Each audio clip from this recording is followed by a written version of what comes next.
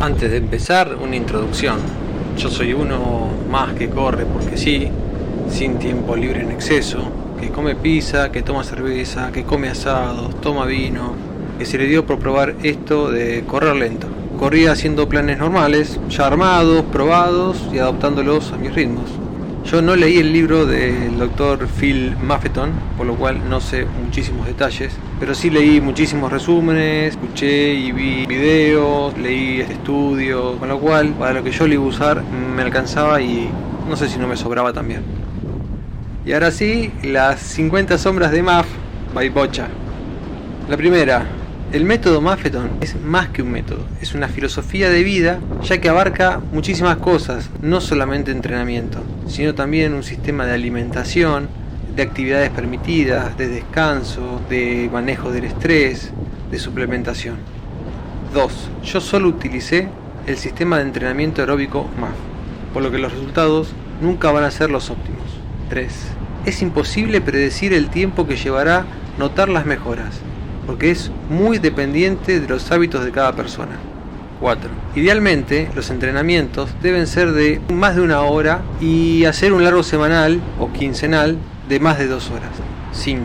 Intento mantenerme por encima de las 6 horas de entrenamiento semanales. Varios que he visto recomiendan como piso ese tiempo. 6. A partir del momento de comenzar este método, hay que centrarse en los pulsos durante toda la actividad y el tiempo transcurrido, dejando de lado los kilómetros y los ritmos. 7. MAF me convirtió en un sin vergüenza, separado, sin vergüenza, porque ya sea caminando o corriendo, entre comillas, a estos ritmos súper lentos, todos me superaban, absolutamente todos, y hasta se llega a sentir que te miran con lástima. 8. Siempre me recuerdo de lo beneficioso que es este método para ganar forma aeróbica de manera no agresiva. 9. Con este método se generan las mismas adaptaciones que con los entrenamientos normales, solo que lleva más tiempo, pero además es más sano. 10. Me llevó más de 60 días de entrenamiento notar algunas mejoras consistentes. Días de entrenamientos no son días de calendario, sino días de actividad. 11. Con MAF puedo correr mucho tiempo, mucho volumen, sin lesiones por fatiga, sin desgaste, sin estrés, todo siempre y cuando nos mantengamos dentro de la zona. 12. Para iniciarse en MAF solo hay que restarle la edad al número mágico 180, tener un pulsómetro y mentalizarse que es un proceso largo, muy largo. 13.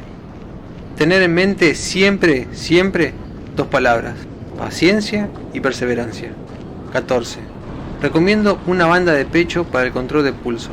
El control de pulsos de los relojes sirve, pero la diferencia de 2 pulsos en el método de entrenamiento MAF es muchísimo.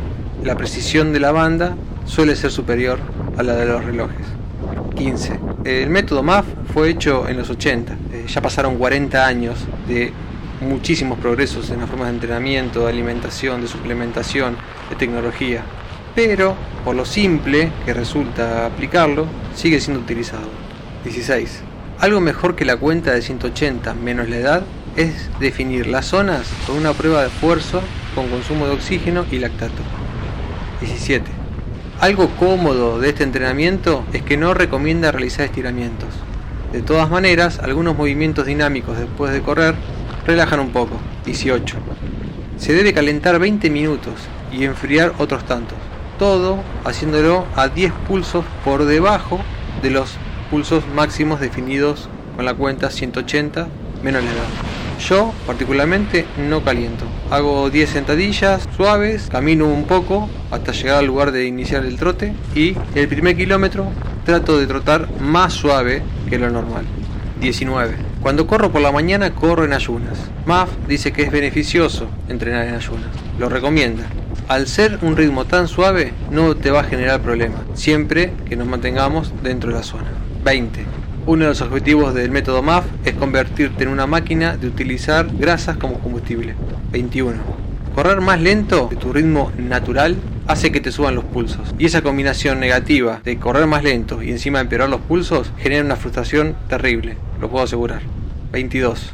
Aprender a correr más lento lleva tiempo, paciencia y pulsos. 23. El ritmo que te hace llevar MAF Lo convierte en un ritmo ideal para disfrutar la salida, ideal para recorrer lugares, ideal para pasear. 24. La zona óptima de ejercicio tiene como máximo el número 180 menos tu edad como superior y como inferior el número que te da esa resta menos 10. Yo trato de no bajar 5 pulsos. 25. Trato de realizar toda la actividad cercano al número máximo de pulsos, el límite. Esto se aplica a cualquier actividad que se realice. 26. El promedio de pulsos de la actividad sirve como guía, pero no es el objetivo. Siempre debería ser menor que el pulso máximo, o igual, como mucho. 27.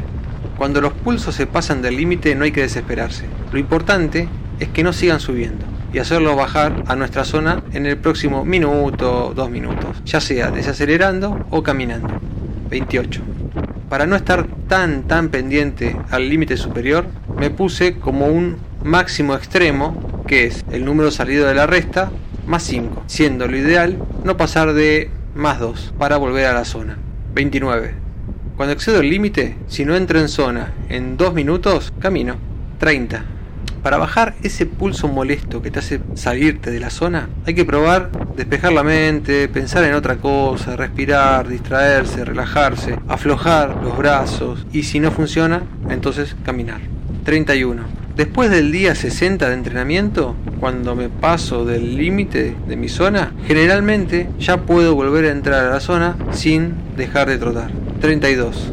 Con este método, nada te impide cumplir un entrenamiento. Viento, calor, pendiente, sueño, lluvia, lo que sea. Todo se puede hacer porque el único objetivo es lograr hacer una actividad durante el tiempo necesario, manteniéndose dentro de la zona definida. 33.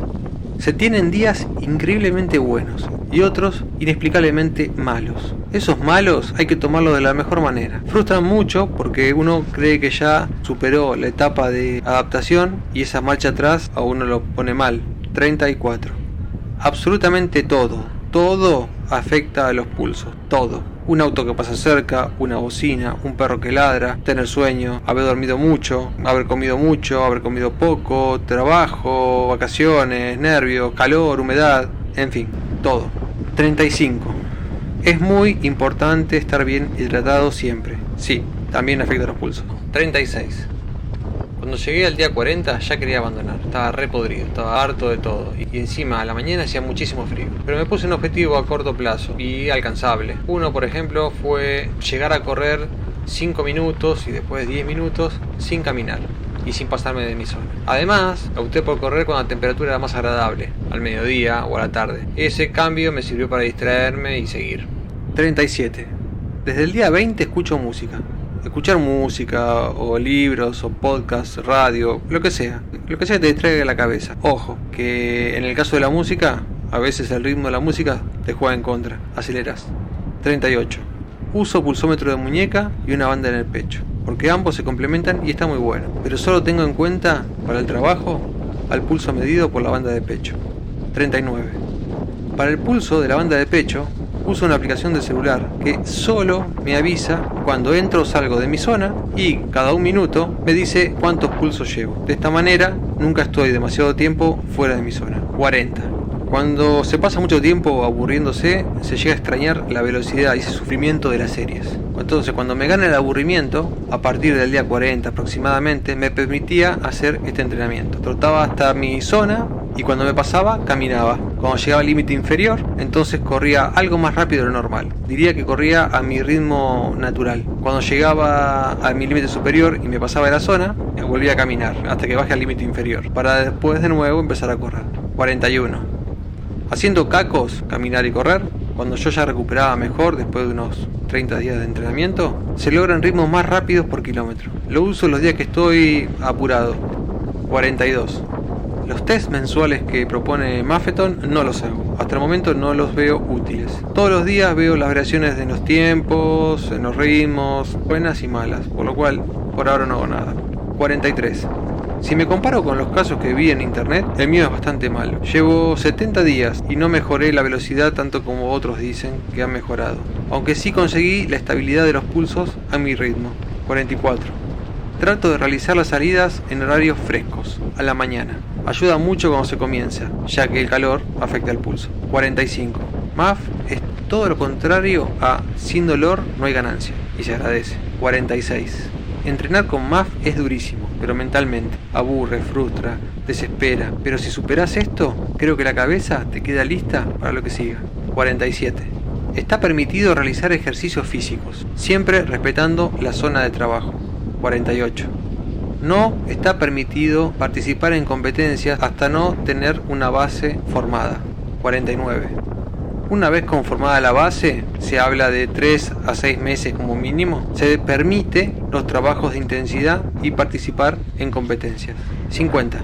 Pasado el día 90, si logro algo que me satisfaga, seguiré algún mes más corriendo lento o me pasaré al esquema 80-20. 80% MAF y 20% intenso. Caso contrario, si veo que nada me sirve, volveré a los planes normales, a sufrir corriendo. Y si llegaste al final de este video pesado, pero informativo, y te preguntas por qué 50 sombras de MAF, si haces una similitud con las 50 sombras de Grey y pensás que es por sadomasoquismo, sí, la verdad que es un poco sado, porque tenés que estar loco, sí, también, tenés que estar bastante loquito, porque soy un tarado, sí, también. Son por todas estas cosas grises que me pasaron, que son 50 y nada más.